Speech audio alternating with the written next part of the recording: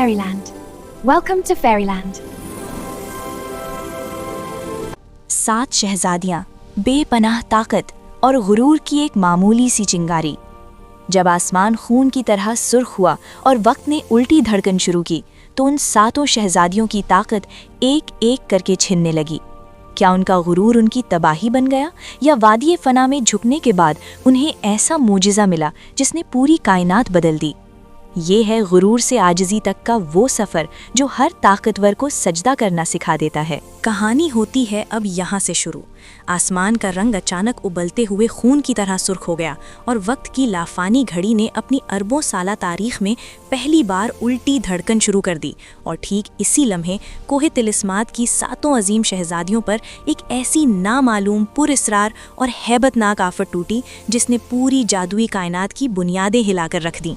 ज़मुर्द, जो नूरी शौलों की सबसे ताकतवर शहजादी थी, उसकी चमकती आंखों की बीनाई अचानक 1 सेकंड में छिन गई और वो घुप अंधेरे में गिर पड़ी। याकूत, जिसके एक इशारे पर सुर्ख समंदर की लहरें थम जाया करती थी, वो हवा में उड़ते उड़ते अचानक बर्फ के एक बेजान और ठंडे मुजस्समे में जमने लगी। मरजान, जो कायनात के तमाम जादुई दरिंदों की मालिका और उनकी ज़बान समझने वाली वाहिद हस्ती थी, उसका जहन यकदम बिल्कुल खाली हो गया और वो अपना ही नाम तक भूल गई।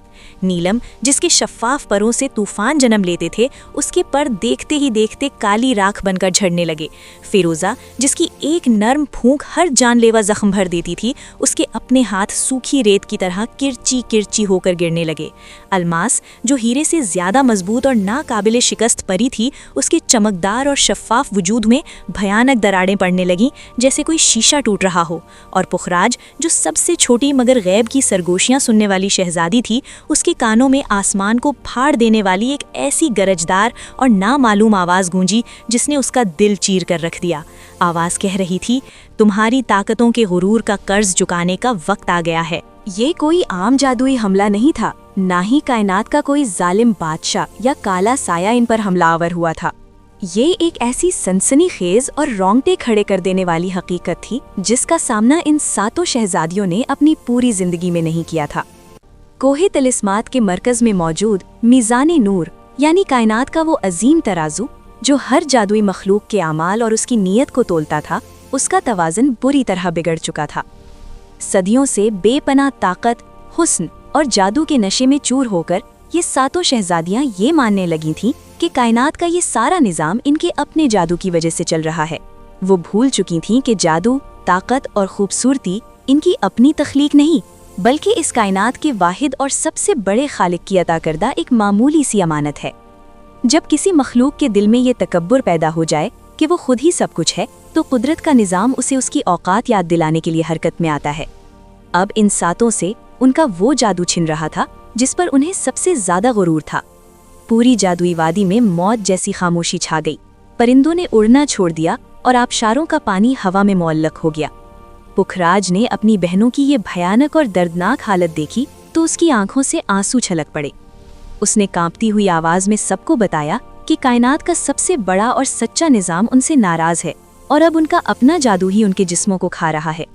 इस अजाब से बचने का कोई मंत्र, कोई तिलिस्म और कोई हथियार नहीं था। उन्हें सिर्फ एक ही रास्ता नजर आया और वो था वादिये फना की तरफ पैदल सफ़र करना।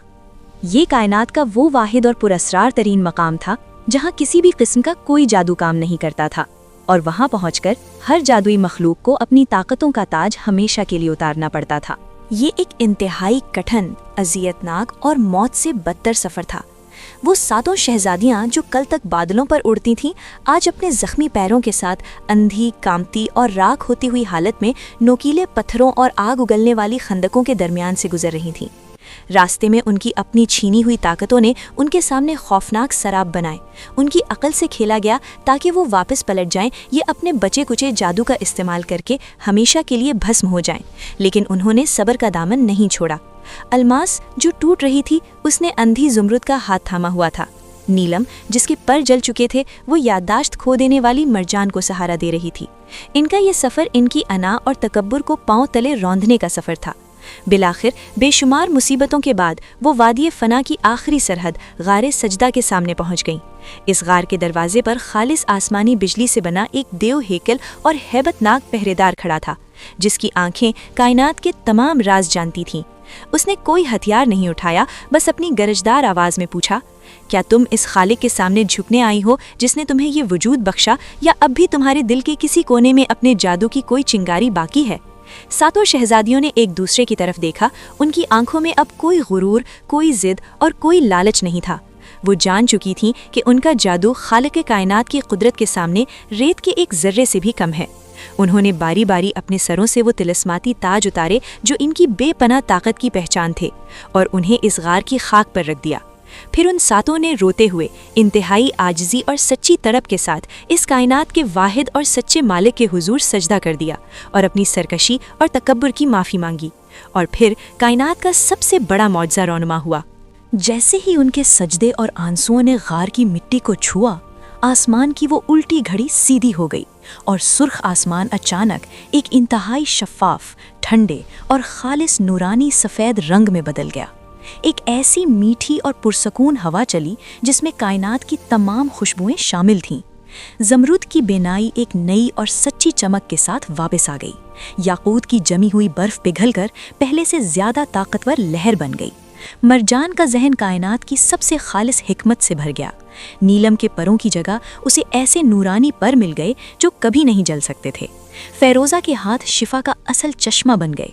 अलमास का वजूद एक ऐसे अनमोल हीरे में जुड़ गया जिसे कोई ताकत नहीं तोड़ सकती थी, और पुखराज को वो सुकून मिल गया जिसकी वो मुतलाशी थी।